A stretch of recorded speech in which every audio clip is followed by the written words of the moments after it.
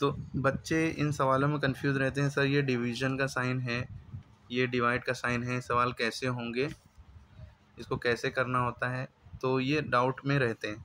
तो अब आप समझ लिए कि डिवाइड के सवाल कैसे करना है, आपको इसका क्या मतलब होता है, कैसे करते हैं, तो इसको समझिए। पहले हम इधर देखते हैं। आपको ये दिख रहा है 6 डिवाइडेड बाई 2, इसको क्या पढ़ेंगे? 6 डिवाइडेड बाई 2, 6 डिवाइडेड बाई 2 यानी कि 6 को 2 से भाग करो, 6 को 2 से डिवाइड करो, या 6 टॉफ़ियाँ हैं उनको 2 लोगों में बराबर बराबर बांटो। ठीक है, 6 टॉफ़ियाँ हैं, उनको 2 लोगों में बराबर बराबर बांटो। समझ में आ रही बात? तो कितना कितना बांटेंगे ये तो आपको समझ में आ गया होगा, कमेंट कर सकते हैं कि कितना कितना बांटेंगे।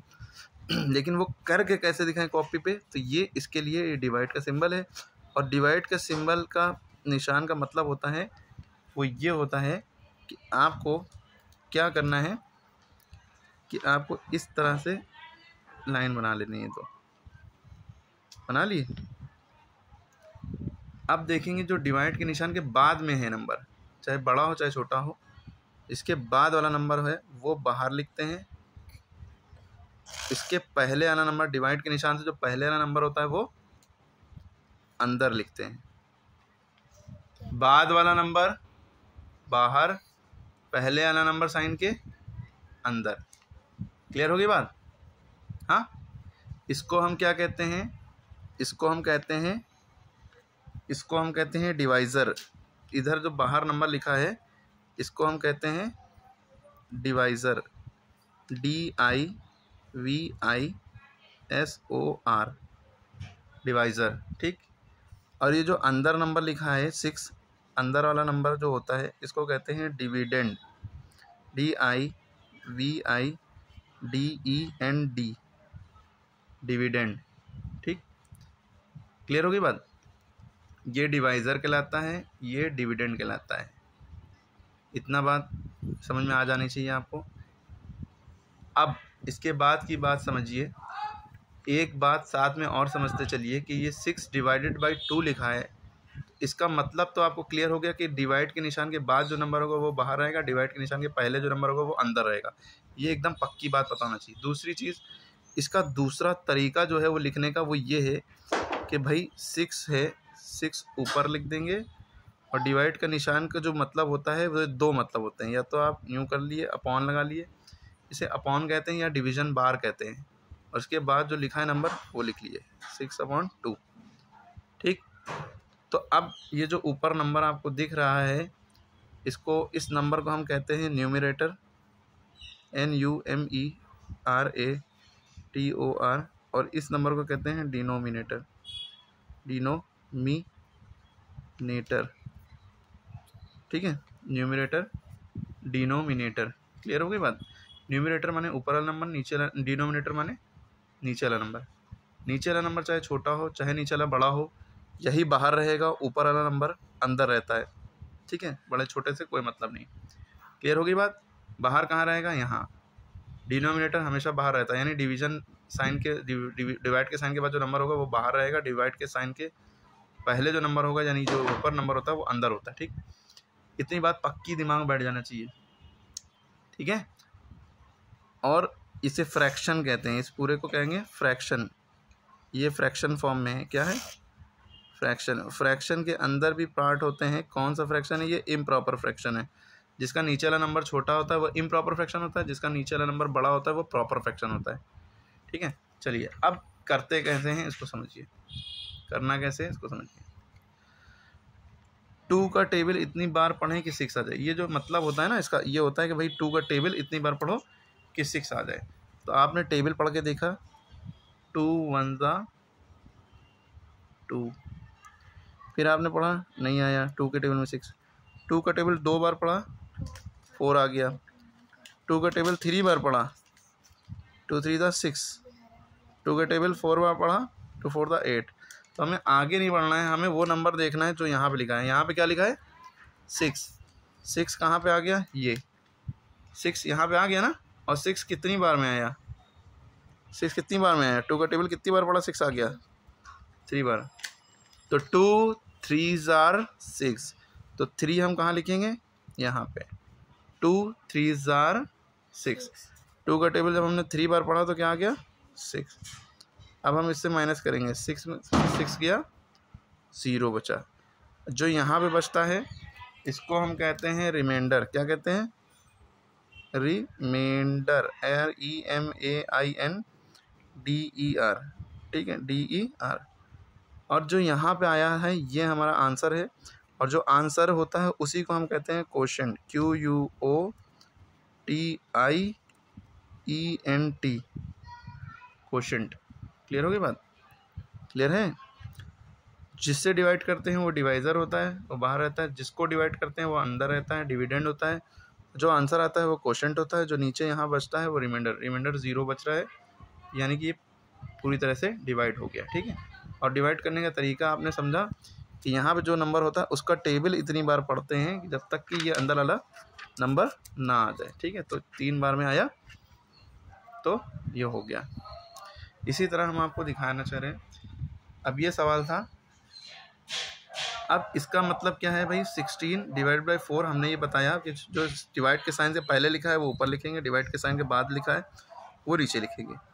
ठीक, अब इसका मतलब इसको हम ऐसे भी लिख सकते हैं, और इसका दूसरी तरीका ये है कि इसको डिवाइड कैसे करेंगे कि जो डिवाइड के निशान के बाद नंबर है, यानी कि जो नीचे होता है वो बाहर रहता है, और जो पहले है जो ऊपर है वो अंदर रहेगा। ठीक है, बड़ा छोटा मैटर नहीं करता, वो अभी छोटे क्लास में आपको बस यही बताया जा रहा है, जो छोटा नंबर वो बाहर रहेगा, ऐसा नहीं है। जो डिवाइड के निशान के बाद में होगा वो बाहर उतारा जाएगा, जो डिवाइड के निशान से पहले होगा वो अंदर होएगा। ठीक है, अब इसमें हमें किसका टेबल पढ़ना था? 4 का टेबल। इतनी बार पढ़िए कि 16 आ जाए। 4 1 दा 4, 4 2 दा 8, 4 3 दा 12। इस तरह से आपने टेबल लिख लिया या पढ़ लिया मन में, तो 4 4 दा 16, 4 4 दा 16, 4 बार में आ गया। अब ये रिमाइंडर हमारा 0 बच गया। तो ये हमारा सवाल हो गया। तो ये डिवाइड के सवाल इस तरह से होते हैं, जो कि आपको समझ में आ गए होंगे ये कैसे करना है। अब उसके बाद अगर हम आएँ तो ये कहलाता है मल्टीप्लाई। ये क्या कहलाता है? ये है उसके बाद आपका मल्टीप्लाई। मल्टीप्लाई के सवाल कैसे होते हैं? इस सिंबल को हम क्या कहते हैं? मल्टीप्लाई। इस सिंबल को हम क्या कहते हैं? मल्टीप्लाई। क्या कहते हैं? मल्टीप्लाई। इसका मतलब ये होता है कि आपको इसका टेबल इतनी बार पढ़ो या इसका टेबल इतनी बार पढ़ो। तो आप 16 का टेबल जानते हैं, ये आप रफ में कर सकते हैं। भाई 16 का टेबल नहीं आता तो ऐसे याद कर लें, 16 1 ज़ा 16, 16 2 ज़ा 32, 16 3 ज़ा 48, है ना, और 16 4 ज़ा 64। क्लियर है? तो 4 बार तक हमें ये जो 16 इंटू 4 देखिए ये लिखा है, ये देखिए ये ऐसे ही लिखा दिख रहा है ना, और यहाँ पे इक्वल टू लगा है, ये देखिए इक्वल टू लगा है। तो ये चीज़ टेबल होती है, या इसको हम कहते हैं मल्टीपल्स। क्या कहते हैं? मल्टीपल। 16 के मल्टीपल 4 बार में कितना होगा? तो कितना होगा? 64। तो ये हमारा आंसर आ गया कि 16 का टेबल जब हम 4 बार पढ़ेंगे तो 64 आ गया। क्लियर है? इसे कहते हैं मल्टीप्लाई, यानी कि गुणा करना। क्या करना? गुणा। ठीक है, और इसका रियल लाइफ में मतलब क्या है कि क्यों पढ़ाई जाती हैं ये सब चीज़ें? तो इसका मतलब ये है कि 1 किलो आटा 16 रुपए का है, 16 रुपीज़ का है 1 किलो आटा, 1 किलोग्राम। और आप जब दुकान पे लेने गए तो आपने कहा हमें 4 किलो आटा ख़रीदना है। आपको कितना ख़रीदना है? 4 किलो। तो 16 रुपये का आटा 1 किलो 16 रुपये का, तो 4 किलो कितना होगा? तो 16 को 4 से मल्टीप्लाई किया, 16 को 4 से मल्टीप्लाई कर दिया, 16 4 दा 64। तो आपको कितने रुपए दुकानदार को देने पड़ेंगे? 64। इसी तरह और भी बहुत सारे यूजेस होते हैं मल्टीप्लाई के। अब जैसे ये तो थोड़ा सा इजी है, ये आप कर लेंगे। कहिए तो बताएं। मेरे करने से पहले हम 1 सेकंड का टाइम दे रहे हैं, 5 सेकंड का टाइम दे रहे हैं। बताइए इसका आंसर क्या होगा, कमेंट करिए। 1 2 3 4 5। इसका आंसर बताइए। वेरी गुड, शाबाश। तो 6 का टेबल अगर हम 2 बार पढ़ें, 6 1 ज़ा 6, 6 2 ज़ा 12, तो ये 12 हमारा आंसर आ गया। आपको आता ही होगा ना। अच्छा, एक बात और समझ लिए, यहीं पे समझ। 6 का टेबल आप 2 बार पढ़ें तो भी 12 आएगा, चाहे 2 का टेबल आप 6 बार पढ़ें तो भी 12 आएगा। 2 1 ज़ा 2, है ना, 2 2 ज़ा 4, 2 3 ज़ा 6, 2 4 ज़ा 8, 2 5 ज़ा 10, 2 6 ज़ा 12। तो ऐसे ही करके 2 6 ज़ा 12। देखिए 2 का टेबल आपने 6 बार पढ़ा, यानी कि 2 इंटू 6 तो भी आंसर 12 आया, और 6 इंटू 2 तो भी आंसर 12 आया। क्लियर है? दोनों का मतलब सेम है, चाहिए पहले हो चाहिए बाद में, आंसर सेम आएगा। क्लियर हो गई होगी बात? तो ये मल्टीप्लाई का मतलब था। अब इसी की तरह आपको ये सिंबल दिख रहा होगा, इसे कहते हैं एडिशन का सिंबल। कौन सा सिंबल? इसको क्या कहते हैं? ऐड। क्या कहते हैं? ऐड। ऐड करना या सम करना, SUM, या जोड़ना। क्या करना? जोड़ना। जब हम चीज़ों को जोड़ते हैं तो कितना हो जाता है? जहाँ में होगी ना रड़ा जोड़ना, ठीक है। अब मोर देन भी कह सकते हैं, इंक्रीमेंट भी कह सकते हैं, इंक्रीज होना, ठीक है। तो अब देखिए 16 रुपये हैं, ऐसे तो आप 16 रुपीज़ आपके पास थे, पापा मैंने 4 रुपये और दे दिए, कितने हो गए? 20 रुपीज़। तो आपको ये आंसर ओरली पता होगा, लेकिन आपको अगर करना है तो कैसे करेंगे? आपने 16 उतारा और ये प्लस का निशान 1 के नीचे लगाया, या इधर जगह होगी तो इधर लगाएंगे, लेकिन बस खास रहे, खास ध्यान इस बात का रहना कि अगर ये 1 डिजिट का नंबर है, ये 2 डिजिट का नंबर है, 1 2, ये कितने डिजिट का है? 2 डिजिट का। तो सॉरी 1 डिजिट का। तो 1 डिजिट का नंबर हमेशा इवन्स प्लेस के नीचे लिखता है, यानी कि जो सबसे सीधे हाथ की तरफ इधर वाला जो नंबर लिखा हो उसके नीचे लिखते हैं, ठीक। और आपको करना कहते हैं 4 और 6 कितने हो गए? 6 और 4, या 4 और 6 ऐड करेंगे 10 हो गए। 10 का 0 यहाँ पे लिखते हैं और कैरी यहाँ पे लगा देते हैं। 0 यहाँ लिखते हैं, कैरी यहाँ लिखते हैं, क्योंकि 10 देखिए ऐसे लिखा जाता है, इधर वाला नंबर इधर ही रहता है, इधर वाला नंबर ऊपर चला जाता है, ठीक है। तो 6 4 10 का 0, कैरी लगा 1, और 1 और 1 मिलके 2 रुपये हो गए। तो इसका आंसर आ गया 20। क्लियर है? इसी तरह आप ये वाला कर लेंगे, थोड़ा सा ऐड करना है, थोड़ा बड़ा है, कर लेंगे। भाई आपके पास 16 रुपये थे, 16 रुपीज़ थी, 20 रुपीज़ और आ गए आपके पास, कितने हो गए? ओरली बताइए कमेंट करके। 1 2 3, वेरी गुड, बच्चे ने कमेंट कर दिया 36। लेकिन आपको करना कैसे? अब देखिए यहाँ दोनों डिजिट हैं, 2 डिजिट यहाँ भी है, 2 डिजिट यहाँ भी है। अब इसको कैसे करेंगे? पहले यहाँ पे 16 उतारा, आप रफ कॉलम में करिएगा, और फिर इसके नीचे 20, नंबर के नीचे नंबर आना चाहिए, ठीक है। 2 नंबर यहाँ भी, 2 नंबर यहाँ भी, तो नंबर के नीचे नंबर डाल लिया आपने। ऐड करेंगे, 6 में से 0 ऐड करेंगे, जोड़ेंगे। 6 में से 0 ऐड हुआ है, 0 मतलब होता है कुछ नहीं, तो 6 में कुछ नहीं जोड़ा तो 6 रुपये तो बचा। वहाँ से लोग 6 में 0 ऐड करते हैं, 6 0 लिख देते हैं, ठीक है। 6 में 0 मल्टीप्लाई करेंगे तब 0 होगा। 0 किसी नंबर से मल्टीप्लाई होता है या डिवाइड होता है तो 0 बना देता है ना, लेकिन किसी नंबर में से 0 घटाना है या जोड़ना है तो वही नंबर बचेगा। 6 में से 0 ऐड किया, 6 में 0 ऐड किया, 6 बचा। 2 में 1 ऐड किया, या 1 में 2 ऐड किया, 3 बचा। कितना आ गया? 36। तो ये आपका एडिशन हो गया। इसी तरह ये आपको साइन दिख रहा होगा, इस साइन को हम कहते हैं सब्ट्रैक्शन। क्या कहते हैं? सब्ट्रैक्शन। सब्ट्रैक्शन के लिए या डिफरेंस के लिए क्या कहते हैं? सब्ट्रैक्शन, या तो डिफरेंस कह सकते हैं। क्या कह सकते हैं? DIFFERENCE, या आप इस साइन को माइनस का साइन कह सकते हैं, सबसे मेन इसका नाम है। और जो अभी आपने पढ़ा, इस साइन को हम एडिशन का साइन या प्लस का साइन, प्लस कहते हैं PLUS, ये प्लस का साइन है और ये साइन है और ये मल्टीप्लाई का निशान है। इसको हम इस नाम से भी जानते हैं, प्रोडक्ट। क्या? प्रोडक्ट। जब कहीं प्रोडक्ट लिखा हो तो आपको मल्टीप्लाई करना है। और इस साइन को तो आप जानते ही हैं, क्या कहते हैं हम? डिवाइड। क्या कहते हैं? DIVIDE, divide. ये डिवाइड का साइन हो गया, ठीक है। ये मल्टीप्लाई का साइन हो गया, ठीक है।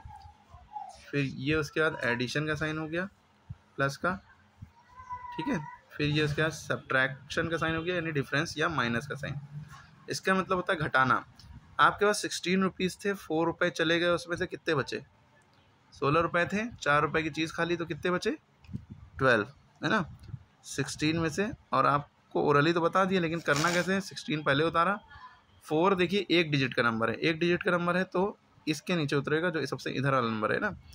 अब इसमें से माइनस करेंगे। 6 में से 4 गए, अरे 6 में से 4 गए, कितने? 1 2 3 4 5 6 है, 4 चले जाएंगे, 1 गया, 2 गया, 3 गया, 4 गया, कितने हो जाए? 1 2 तो लिख दिया, ठीक है। 1 में से कुछ नहीं गया, नीचे कुछ नहीं है, तो 1 का 1 ही बचा, यानी कि 12 बचे, ठीक है। इसी तरह आपको ये दिख रहा है 20 में से 16 जाएंगे, कितने बचेंगे ये आप कमेंट करके बताइए। ठीक है, आपको सारी चीज़ें आई होप समझ में आ गई होंगी कि अभी सबसे पहले आपने क्या समझा भाई, डिवाइड का मतलब क्या होता है, इसको कैसे लिख सकते हैं, इस तरह से भी लिख सकते हैं, इसको फ्रैक्शन बार कहते हैं, ये भी याद रखिएगा, डिवीजन बार भी कह सकते हैं। नीचे वाला नंबर क्या कहलाता है, ऊपर वाला नंबर क्या कहलाता है। ये डिवीजन के निशान के बाद जो होगा वो बाहर रहेगा, पहले जो होगा वो अंदर रहेगा, इसका नाम डिवाइज़र होता है, इसका डिविडेंड होता है। जब इसको सॉल्व करते हैं तो टेबल पढ़ के करते हैं, कितनी बार टेबल में आएगा वो यहाँ लिखते हैं, जो आंसर होता है वही क्वोशंट होता है, फिर माइनस करते हैं, रिमाइंडर बचता है वो ये होता है। ठीक है, उसके बाद आपने ये सवाल देखा था, फिर मल्टीप्लाई का मतलब समझा कि इसका मतलब ये है, चाहे इसको इससे आप मल्टीप्लाई करें, चाहे 4 का टेबल आप 16 बार पढ़ें। 4 का टेबल 10 द 4 10 द 40, आप सोचते हैं आगे टेबल नहीं होता है, लेकिन आगे इनफाइनाइट तक टेबल होता है, कोई लिमिट नहीं। 4 11 द 44, 4 12 द 48 है ना, 4 13 द 52, 4 14 द 56, 4 16 द 64। ठीक है, समझ में आ रही बात। तो इस तरह से आपको टेबल याद करने हैं। ये आपको याद नहीं भी है तो आप बड़ा टेबल पढ़िए, टेबल तो याद ही होना चाहिए। टेबल एक ऐसी चीज़ है जो आपको रोज़ एक दूसरे को सुनाते रहना चाहिए, तभी आपको याद रहेंगे, रोज़ रिवाइज करना चाहिए। ठीक है, तो आई होप समझ में आया होगा। लाइक करें, शेयर करें, सब्सक्राइब करें। Thank you.